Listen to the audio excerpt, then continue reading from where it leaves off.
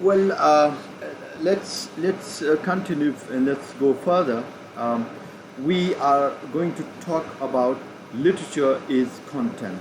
All right, and literature is content. Laser describe literature itself is the content of course. All right, which give attentions to area such as the history. All right, and the characteristics of literary movements, the social, political, and historical background of a text, and the literary genres, rhetorical devices, and so on. Just let me explain this point here. In literature content, mostly literature itself is the content, of course, right? So which give attentions to areas such as obviously history, characteristics of literary movements, the social, political, and historical background of a text, the literary genres, and the rhetorical devices, and so on, so on. I mean, a piece of literature, if you look at that, that can enable you instantly um, to understand what what type of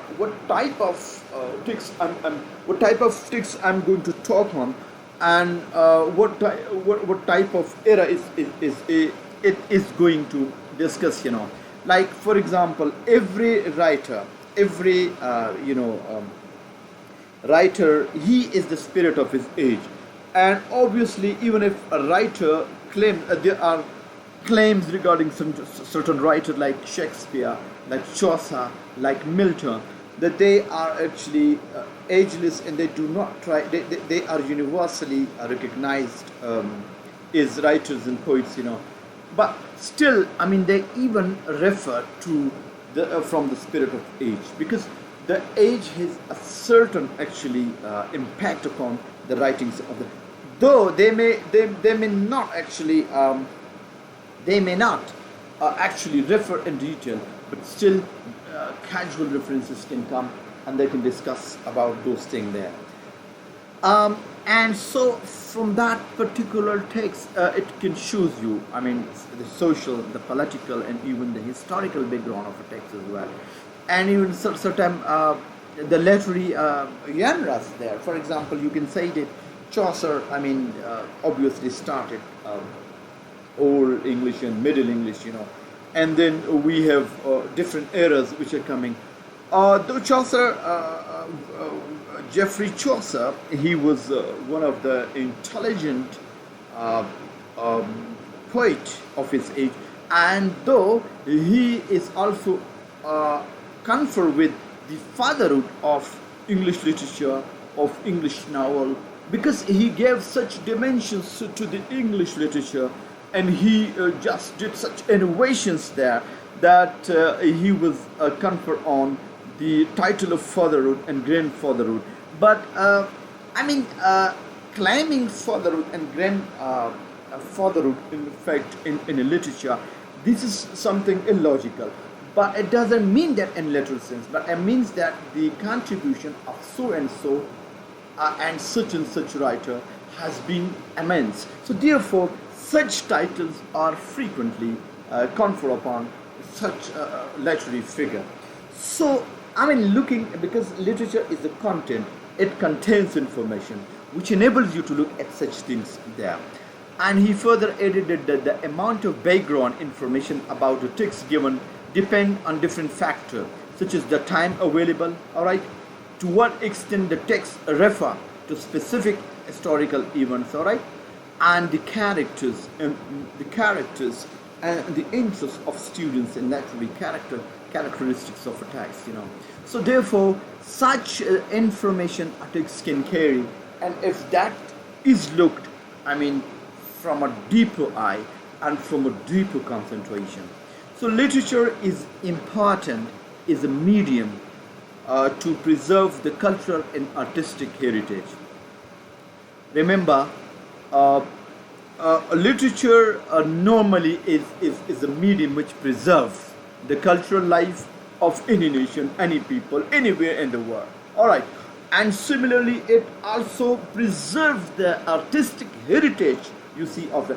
For example, if you pick up the classicals, epics, which were written there, you can find them superb and classic, and because that would gives you many things, the historical and the political, and you know much more information can be given to you there by looking at that text.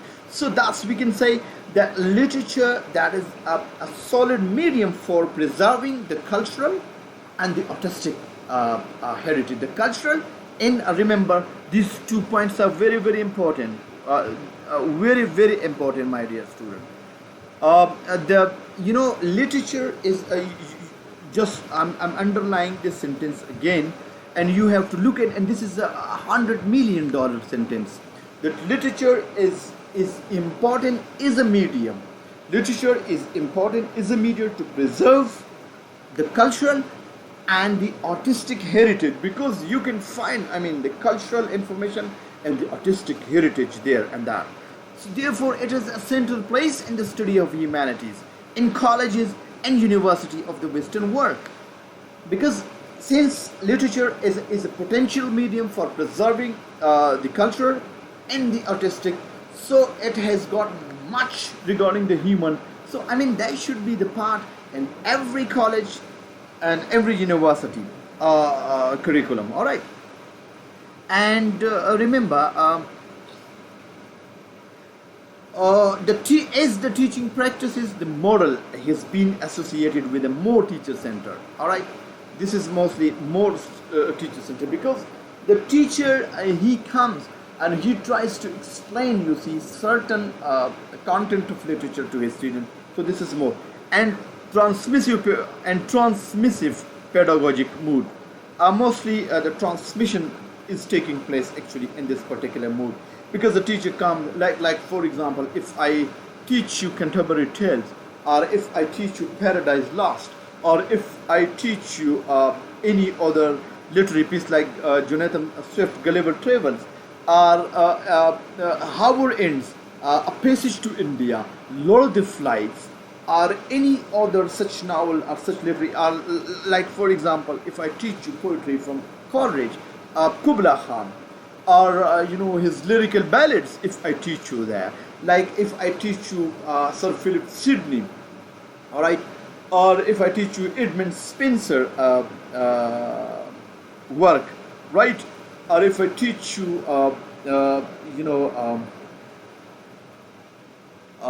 Rape of the Lock from Alexander Pope, or some other literary works, or novel, or like Josephine Doe's, like Tom Jones or any. So mostly the information that is actually, because a teacher knows much about it, so he comes and then he tries to share by involving you, giving you different assignments to make you read. Because I just said in the previous that a great teacher makes you read, because along with his transmissive pedagogic mood, he'll try to make you interactive, for information sharing. Because if he makes you read, he teaches you, he gives you the background, and so for the generic information he shares, but similarly he has to make you participate, and this, it will create a great impact on your reading. So then the text is seen is a product, remember, is a product, a sacrosanct. Sacrosanct means which is sacred, holy, very respectable. A product, a sacrosanct from and about which students accumulate description of critical scholar, schools and literary movement, biographical facts about the authors, and various synopses. So literature, thus it enables you to understand a different school, and then it takes you back into that particular background. You also, look at text historically, and thus a huge bulk of information is just, exposed to you people, and thus you just try to swim in the vast and the expansive oceans of information regarding that particular text, and that enables you to do something superb. And therefore, my dear, finally I just conclude this very topic by saying that literature is an important medium to preserve the culture and the artistic heritage, and the culture and artistic heritage that is a big store of information that that contains informations regarding so many things, and thus involves you in different activity, and thus it widens your outlook on life of life. um, uh, I hope that you understand it, and so whenever you feel stuck or there is some issues there, so please you do come, try to send me your comments, and I'll try to uh, keep sharing with you people some short lectures on them as well. Literature, another topic I'm going to move on is literature for personal enrichment. So for generically, apart from this, from this source of reading, I like to tell you that literature is basically I think literature would certainly enrich your store of knowledge, your store of experience, and your store of information, and it will also give you wisdom. For example, if you see, the Shakespearean plays, you can find numerous things there. You can find new words, phrases, idioms, like frailty, thy name is women. See there, to be or not to be, from Shakespearean, which is coming to my mind there. Every child is the father of man, from Wordsworth. See there. And there are many quotation and many things, like from Francis Bacon is more epigrammatic and is more aphoristic. So apart actually from sometimes literature, utilitarian literature is there, and literature for pleasure. So you take, pleasure from literature that keeps you entertained throughout the period you are going through any piece of literature there. So I mean to say, literature, it does give, it does enrich you personally. It gives you things. It enables you to look at things analytically, and it fills you with things you didn't have before reading that particular text. So, my dear, to me, literature obviously enriches this. So this, but here, from this perspective, that literature for personal enrichment, this model stresses the needs for student personal engagement with the reading of the literary text, as I said. Another word, we say that the moral focuses on the use of literature is the source, all right, is a resource, all right, and not on the study of literature. It aims to develop language competence. Remember, it also because is this was said initially and the previous session, that any piece of literary, it brings some linguistic development in you. So it works for linguistic competence and literary competence of the student. We can say, you must remember these 2 points: language competence and literary competence of students. Remember, I mean, what does this literary competence? It exposes you to different writers, to different eras, to different political eons and decades of this poet, and it takes you there. For example, if you look actually the Chaucer, so the time at the time of Chaucer, England, was going through a very decadent times, and things were in a flux, things were not fixed there, and it takes you there to different period.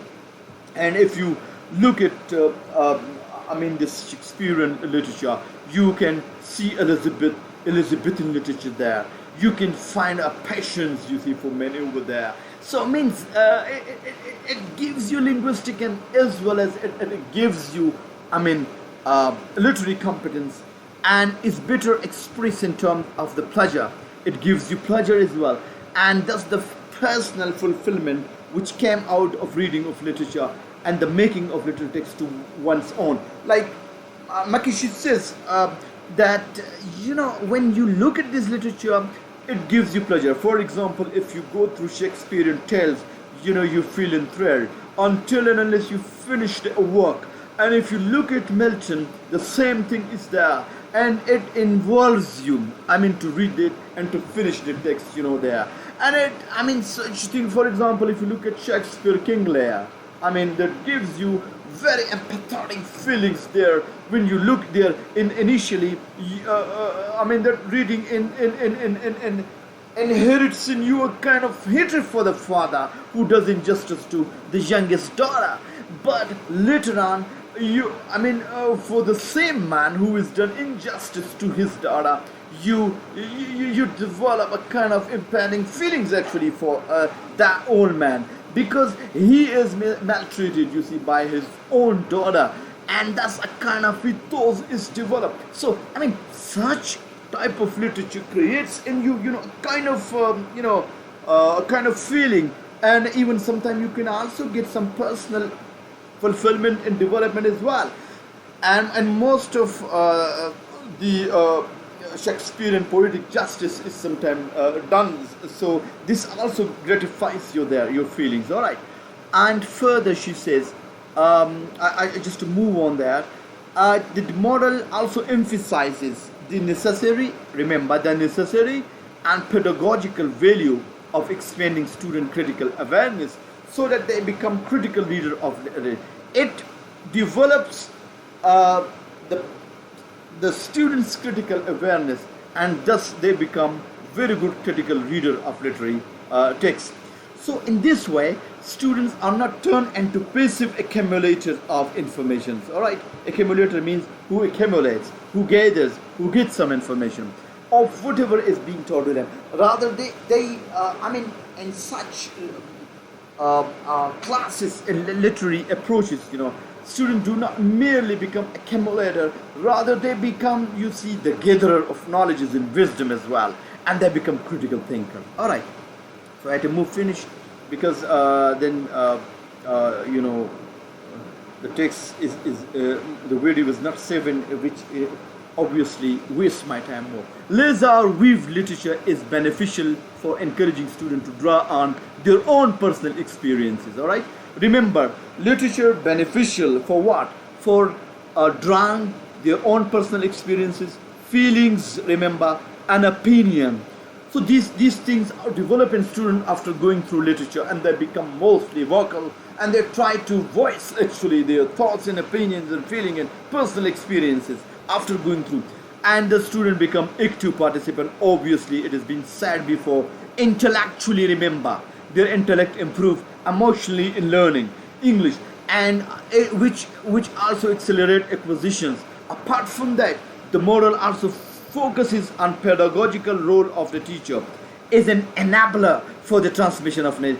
Look, I mean, in such model and literature is a content. So obviously, it also enables the teacher to transfer his information more effectively. Thus, we can say that he becomes an enabling for the transmission of knowledge. Thus, teachers have responsibility to choose texts not simply for their stylistic features. Remember, I mean, stylists do play a very important and it tricks, but a mere selection of any literary text on the basis of stylistic devices is not enough. So they have to consider whether the text reflect the student interest. Remember, the student interest, they are to be kept in mind, and allow them to draw on their personal experiences in their interpretation. So I think if all these things combine together, obviously the purpose of literature, it has to become to preserve the culture and the aesthetic heritage, and which would certainly enrich the personality of the participant, even teachers and even students, and that would effectively perform its role there for bringing the best in student. So my dear student, this is enough for the time being. I'll keep on moving there.